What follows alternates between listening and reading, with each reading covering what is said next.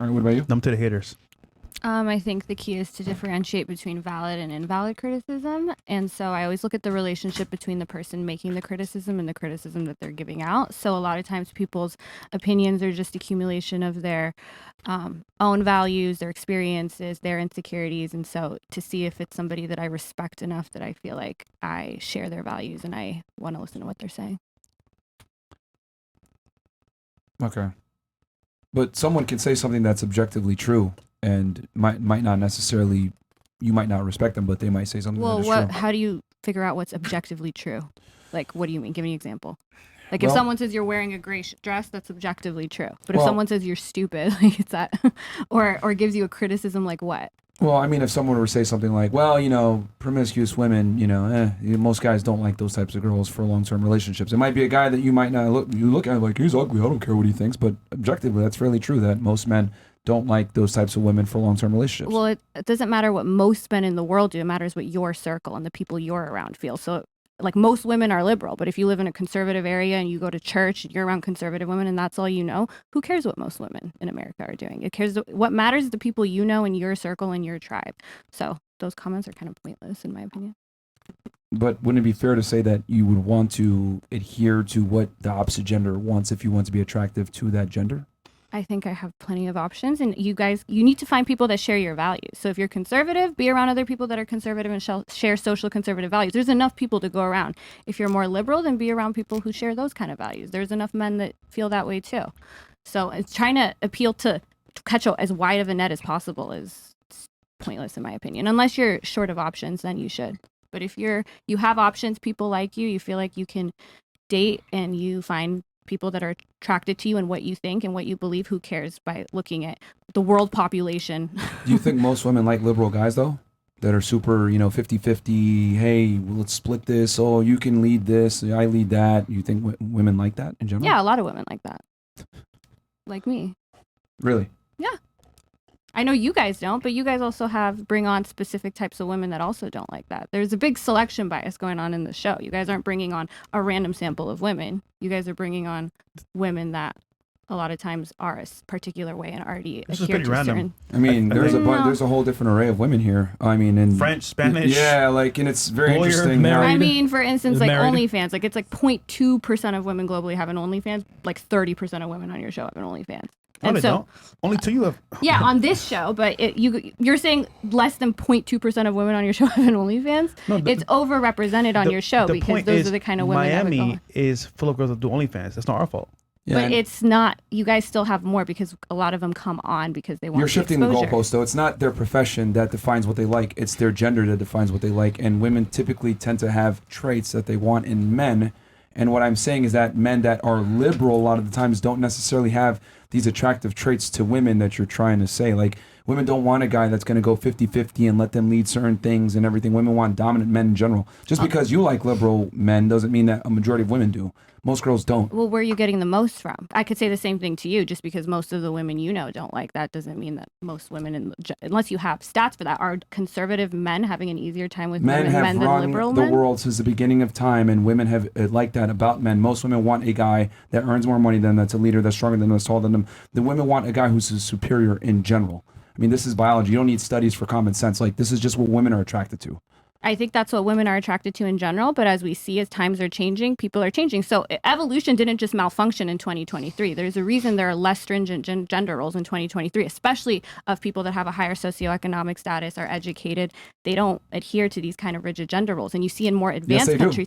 No, in more advanced countries, they're less stringent because it's not as needed, because no one needs to know how to wield a sword in 2023. You're not getting attacked by your neighboring village. Like, we don't need those things So anymore. Why do women still want guys that make more money than them and taller than them and stronger than them? That's changing. I mean, there's already studies on that. Like in Europe, hypergamy is on the decline, all of that. And it's recent that women are able to have the economic freedom that they have. And since then, it's slowly changing. And in fact, a lot of women now are dating men that are less educated than them. And how does that go? Almost half of U.S. households now have women earning just as much or more than the man. And what happens? Yeah. What do you mean what happens? They break up. Yeah. What are the relationships like? Well, I mean, the things you guys say to look for are actually the things most statistically likely to end in divorce. Like going for a woman way younger than you increases your likelihood of divorce. It doubles it. If you date a woman 10 years younger than you, you're 40% more likely to get a divorce, and she's going to initiate. The younger partner is usually the one that initiates it. If you marry a woman who's not college educated, your likelihood of divorce also doubles. So if you guys are talking about statistics, actually, college-educated women are more likely to initiate divorce. You have a selection bias there. So you're looking at the couples that are already getting divorced, and you're saying, "Oh, she's more initiated." No, you don't know stats. No, you're just arguing to argue. No, that's true. Can I explain? And you've said a bunch of bullshit stats on the last show as well. A bunch of people fact-checked you and was like, "This girl's talking out her your ass." audience also looks up my fake name and thinks I'm not a lawyer. I have my bar card in my purse. I'm trying to say that your selection bias. Let me explain it to you. If you're looking at couples who are already getting divorced, and you're seeing who's more likely to initiate out of that crowd, that is not the same thing as looking at all married people in general, because you're only looking at the couples that are already getting divorced. College educated women are less likely to be in that group in the first place. Does that make sense to you? Let's see here. We could look this up. Look up college educated women divorce instead of your I don't know how to. Okay, so here's some stats for you that you had they're wrong. far more likely. What? For our show, we have girls of OF jobs, 16%, not 30%. And 231 more job than titles. 0.2. Huh? More than 0.2%. Yeah, but that's not a majority. And then I didn't say majority. What? I was closer to the number than you, because I said 30, and it's 0.2 is the actual number. The point is, everyone doesn't do OnlyFans on the show. I didn't say everybody does, but I'm saying that's an overrepresented population on your show than in the general population. That was my point. No, but I just showed you 16%. No, but you shifted the goalposts. What I'm trying to say is that regardless of a woman's profession, she still looks for certain types of men. I'll tell you something interesting from Dr. David Buss. Yeah. I actually live in Sweden, so it's like the most feminist country. Sweden, Denmark. It's an interesting place to live part-time. But Dr. Buss actually found, he's been my mentor for 10 years. He traveled, he's been in like 60 countries. Believe it or not, it's very stable. Women in the most feminist country in the world, like Sweden, they actually still like men, care more that men make more money than them. Philippines. Buss has also gone back on a lot of what he said in the past couple of years. Like, he's changed his mind on a lot of things. I think a good resource for men that are is like Dr. Richard Reeves. He's a really great resource. Dr. Buss he's the most cited guy out there. Now, I agree with you that every doctor, every PhD in hindsight is going to make mistakes. But I can tell you, for example, just a classic one, you're right. It is a primitive thing that women like men taller than them. But in every country in the world, no chick likes Danny DeVito. Like 4'11" dude's gonna struggle. Doesn't matter. There's no bear. Doesn't matter. There's no mammoth. So genes change slow. I've read about 1% per 10,000 years. But it's changing. That's why if you look up like hypergamy in Europe, you could look up hypergamy decline. You're gonna see published papers that have looked at countries, especially in Europe and in the US, where women are entering the workforce. They're looking for these things less and less. It takes a long time to change, like you said. So it's not 100% yet, but it is changing. It's just changing slowly.